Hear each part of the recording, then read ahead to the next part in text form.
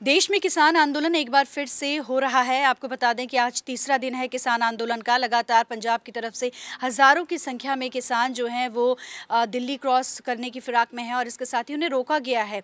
आपको अलग अलग बॉर्डरों की बात बता दूं तो बॉर्डर सारे सील किए गए हैं, लेकिन शंभू बॉर्डर पर लगातार जो किसानों की तरफ से प्रदर्शन है या आगे बढ़ने का जो सिलसिला है वो चल रहा है।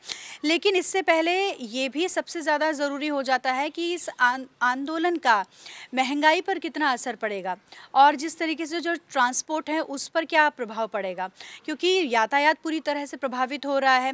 दिल्ली आने वाले, चाहे वो हरियाणा के बॉर्डर से दिल्ली में प्रवेश करने वाले हों या फिर वो यूपी के बॉर्डर गाज़ीपुर से दिल्ली की ओर प्रवेश करने वाले हों, तमाम जो लोग हैं उन्हें काफ़ी दिक्कतों का सामना करना पड़ रहा है। और ऐसे में सबसे बड़ा सवाल ये है कि क्या आने वाले दिनों में महंगाई बढ़ेगी, क्या फल सब्जियों के दाम बढ़ेंगे, और अगर दाम बढ़ते हैं तो उसकी वजह से आम जो लोग हैं उस पर क्या प्रभाव पड़ेगा। इसके साथ ही जो अगर ट्रांसपोर्ट की बात करें तो अगर ट्रांसपोर्ट नहीं होगा तो फिर मंडियों तक या फिर जहां तक फल सब्जियों को लेके जाने वाली बात है वो किस तरीके से जाएगा, वो सब कैसे उसको रोका जा सकता है। मेरे साथ बातचीत के लिए मौजूद हैं राजेंद्र कपूर जी, जो कि अध्यक्ष हैं ट्रांसपोर्ट एसोसिएशन के। क्या सबसे पहला सवाल मेरा आपसे ये है कि ये जो आंदोलन हो रहा है इसको आप किस नज़र से देखते हैं?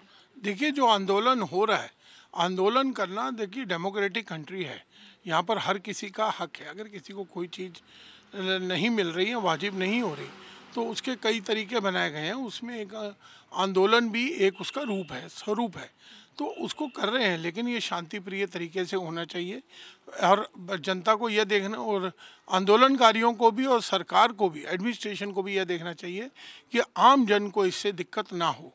जिसका के ऊपर की संज्ञान लेते हुए पंजाब और हरियाणा की हाई कोर्ट ने ये डिसीज़न लिया कि आपने आनन फानन के अंदर सड़कें क्यों बंद कर दी, रोड क्यों ब्लॉक कर दिए, तो उसको भी मद्देनज़र रखना चाहिए कि इन लोगों को कोई एक सुनिश्चित जगह दे दी जाए कि भाई आप यहाँ बैठ जाइए, यहाँ बैठ के आप आंदोलन कीजिए।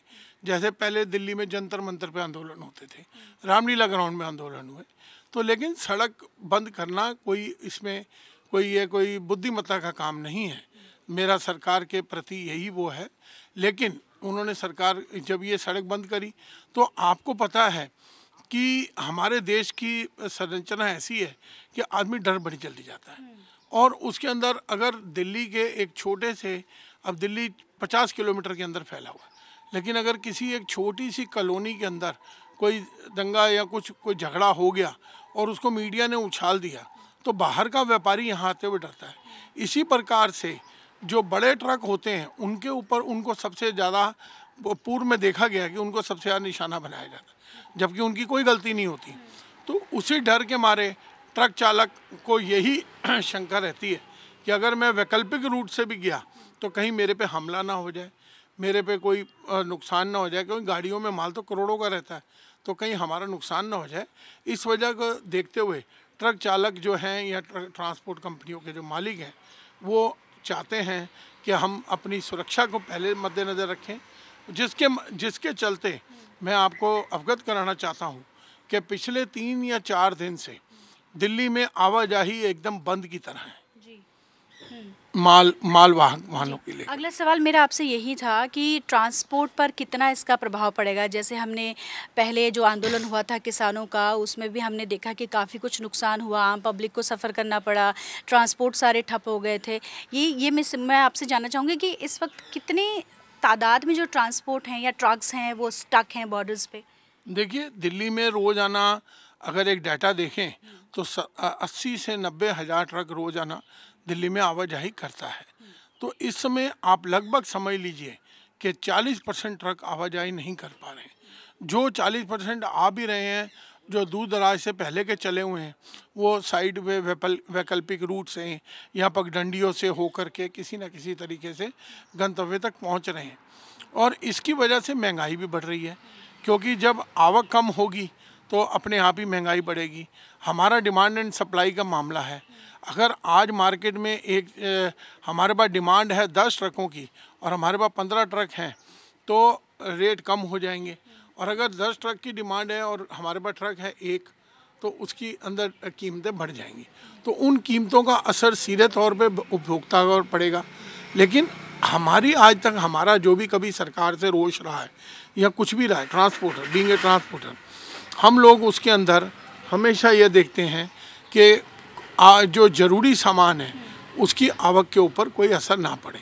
लेकिन इसके अंदर जो अभी तक हमारे को जानकारी प्राप्त हुई है कि रोज़मर्रा की ज़रूरी चीज़ें हैं उनकी आवक के ऊपर भी काफ़ी असर पड़ा है, जिसका कि तुरंत प्रभाव से और बहुत जल्द उपभोक्ता तक असर पड़ेगा, जिसके मद्देनज़र देश की अर्थव्यवस्था भी बिगड़ सकती है और आम जन की रसोई के ऊपर भी असर पड़ सकता है। बिल्कुल, आम जन की जो रसोई है उस पर असर पड़ सकता है। ये भी हम देख रहे हैं कि ये तीसरा दिन है आज आंदोलन का, किसान आंदोलन का। तो ऐसे में अगर हम टमाटर की बात करें तो 2 दिन पहले वो 25 रुपये किलो बिक रहा था और कल शाम से ही उसके दाम बढ़ गए, वो 40 रुपये किलो। वहीं आज़ादपुर मंडी में भी यही देखने को मिल रहा है, वहाँ पर मतलब क्विंटल के क्विंटल जो किनू हैं वो रखे गए हैं। तो आप इसको क्या देखते हैं कि ये एक लापरवाही है या फिर एक ये अनप्लैंड है? क्योंकि जिस तरीके से आंदोलन हो रहा है उससे सब कुछ प्रभावित हो रहा है। देखिए, आंदोलन जो है दिल्ली चलो, तो यह तो अभी 3-4 दिन पहले का ही हुआ, लेकिन किसान तो मेरे ख्याल पिछले 40-45 दिन से बैठे हुए हैं आंदोलन पे, चाहे पंजाब में बैठे हैं या हरियाणा में बैठे हैं। तो ये सरकार का उत्तरदायित्व तो बनता है कि इसको समय रहते रोका जाए या उसकी एक सुचारू रूप से उसकी व्यवस्था की जाए ताकि आम जन इसके अंदर परेशान ना हो सके। यह कोई कोरोना महामारी नहीं है जो अचानक से आ गई, और सरकार ने पिछली जो किसान आंदोलन था उससे भी संज्ञान लेना चाहिए था, उससे भी सरकार को और एडमिनिस्ट्रेशन में बैठे लोगों को उससे भी सीख लेनी चाहिए थी कि वह आंदोलन किस तरह का था और उस आंदोलन के अंदर क्या क्या हुआ, क्या क्या कमियां हुई, क्या क्या खामियां हुई, तो उनको दूर पहले से समय रहते कर लेना चाहिए था। तो मैं ये कहूँगा कि इसके अंदर थोड़ी बहुत सरकार की भी नाकामी है, प्रशासन की नाकामी है, और आंदोलनकारियों को भी ये समझना चाहिए कि वह के देश के नागरिकों को, क्योंकि वह भी एक देश के नागरिक हैं, अपनी मांग को रखें, लेकिन देश के नागरिकों के हितों को भी ध्यान में रखें। चलिए, हितों को ध्यान में रख के जो है वो आंदोलन करना। एक आखिरी सवाल मेरा आपसे है कपूर जी की, क्या मैसेज देना चाहेंगे आप अपनी तरफ से?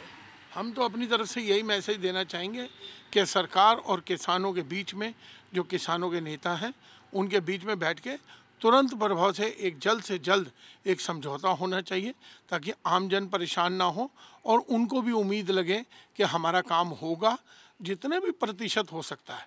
अभी हाल फिलहाल सरकार के हाथ, क्योंकि आगे चुनावी माहौल है, आगे चुनाव आ रहे हैं, यहाँ उसको पेंडिंग करा जाए कि जो नई सरकार आएगी, जो नई सरकार बनेगी, जो भी नए मंत्री बनेंगे उनके ऊपर छोड़ा जाए, या जैसे भी एक रूपरेखा तैयार करके इस आंदोलन को सरकार को और प्रशासन को और किसान नेताओं को मिलकर बैठ करके इसके ऊपर एक साझा राय बनानी चाहिए।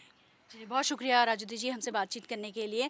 तो किसान आंदोलन चल रहा है और हालांकि मीटिंग होने वाली है, लेकिन देखना यह है कि इस मीटिंग में क्या फैसला निकलकर सामने आता है, क्या किसान संतुष्ट होते हैं मीटिंग से। लेकिन उससे पहले सवाल ये उठ रहा है कि 3 दिन में ही जो फल सब्जियों के दाम है वो धीरे धीरे बढ़ने लगे हैं, ट्रांसपोर्ट पर इसका काफ़ी प्रभाव पड़ रहा है और आम जो जनजीवन है वो कहीं ना कहीं इस आंदोलन से प्रभावित होगा।